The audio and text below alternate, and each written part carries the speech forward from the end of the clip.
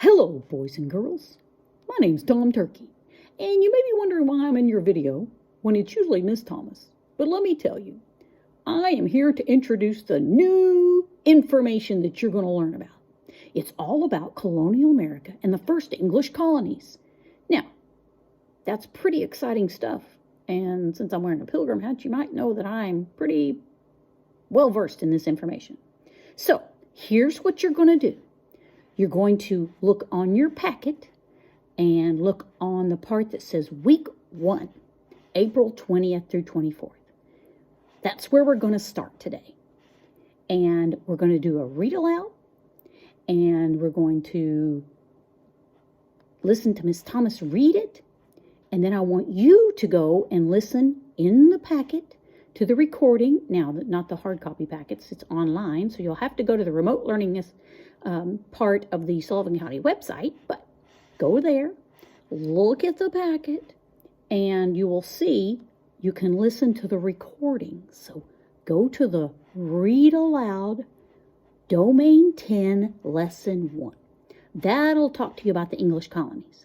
Miss Thomas is going to read to you about the lost colony. Ooh, it's kind of creepy. But I think you're going to love it. It's fascinating. Woo! Gives me shivers. So, before we get started, she wanted me to tell you about a word. In this part, you're going to see a word, and it is called established. What does established mean, Miss Thomas? Established means set up or stabilized, and often describes something that has been around for quite some time, like Mary Hughes. And Mary Hughes has been around for a long time. Wouldn't you agree? Sure, wouldn't you agree? So, established means it's been around and it's probably not going anywhere. And that's what we're going to be talking about with the English colonies. Oh, okay. Well, that makes perfect sense. So, listen closely to Miss Thomas read the story. And then go to the read aloud. And listen and answer the question with your parents. I promise it's going to be fascinating. Hi, boys and girls. Okay. We're going to talk about this. So we're going to start the read aloud, and I want you to listen and learn. By 1542, Spanish explorers had claimed a large part of South America, all of Central America. The blue is the Spanish explorers, what they conquered, and parts of North America, as you can see.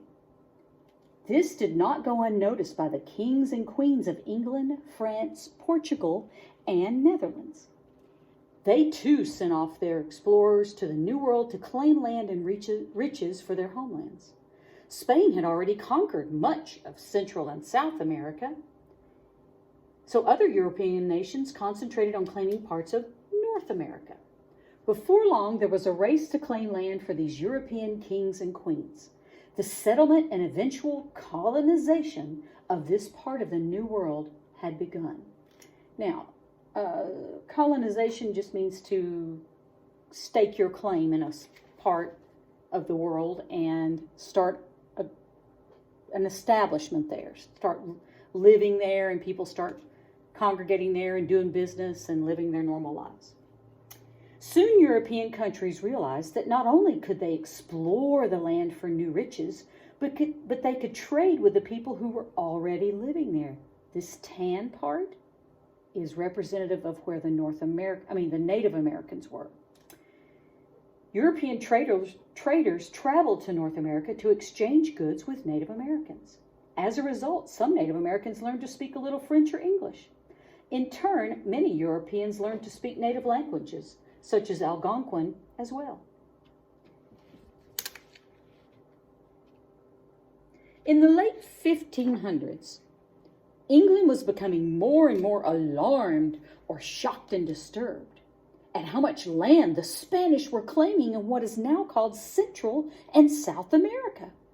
The Spanish were not only gaining land, they were becoming wealthier too. Lots of moolah. It was time for English to take action. In the 1580s, an English explorer named Sir Walter Raleigh set off to explore parts of North America.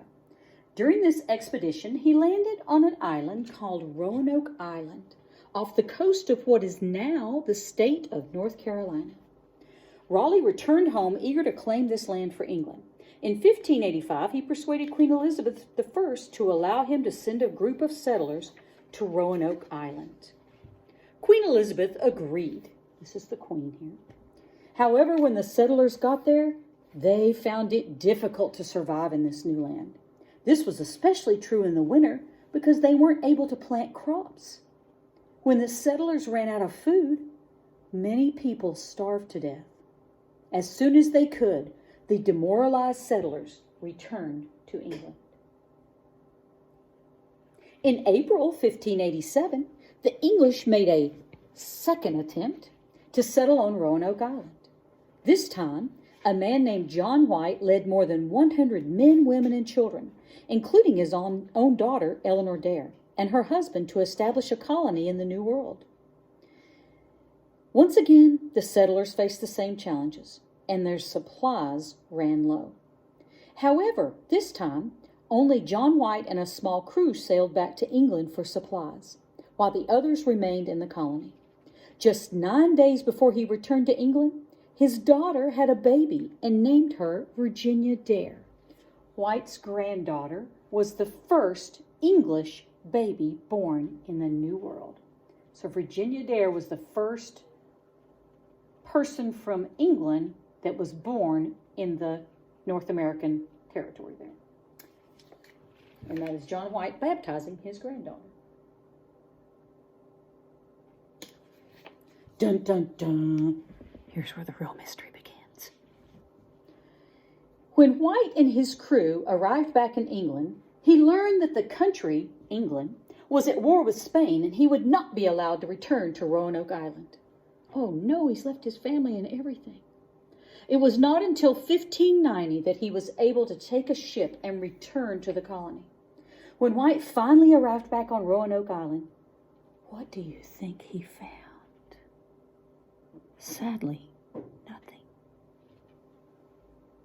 The island was still there, along with some abandoned dwellings, but the colonists were nowhere to be found. White's only clue to where the colonists might have gone was the word Croatoan, right here, carved into one tree trunk, and the letter C-R-O carved into another. Croatoan was believed to be the name of an island about 50 miles south of Roanoke Island. John White thought the carving may have been a message that the settlers relocated to that island. John White tried to go to Croatoan Island to find the colony, but a huge storm damaged his ship and forced the crew to return to England. White was never able to return to the New World again. The mystery of what happened to these English settlers remains unsolved today. Roanoke Island has become known as the Lost Colony. It says that current research indicates that the settlers may have located northwest of Roanoke Island. Based on evidence from a very old map, archaeologists plan to explore that area for traces of a settlement. Isn't that a good story? Now, here's what I want you to do.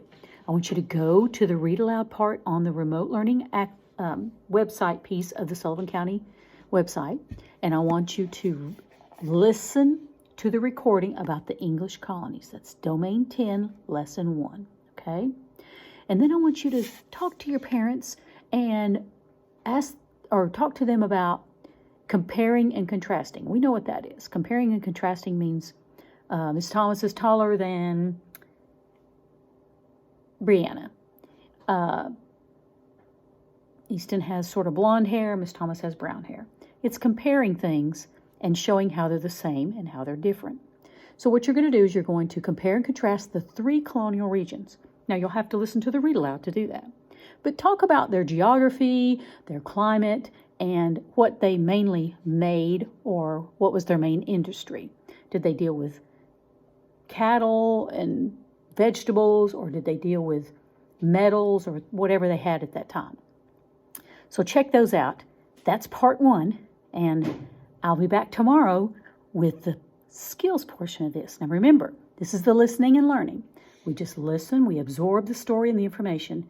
Tomorrow, we're going to do it. So tomorrow is skills.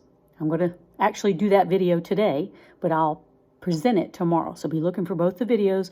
This first week, I'm going to do a video each day, but they'll be short. So I think you can hang with me for 10 minutes. Miss you, love you, get busy.